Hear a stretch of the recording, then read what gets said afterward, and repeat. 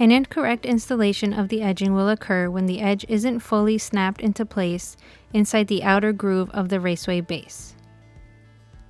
This lifted edging will not allow the Raceway cover to snap into place. This is because the base edge is raised and not entirely secure under the metal lip.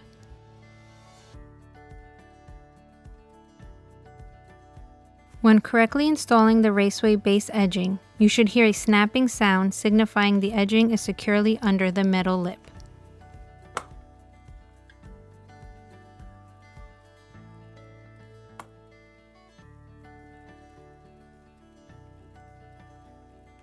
Once the edging is correctly snapped into place, the cover can now be installed. The edging will expand to fill the void under the metal lip once the cover is inserted.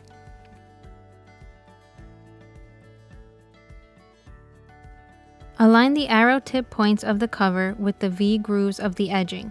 As you push down on the cover, you should hear a snapping sound signifying that the cover is being correctly secured into place.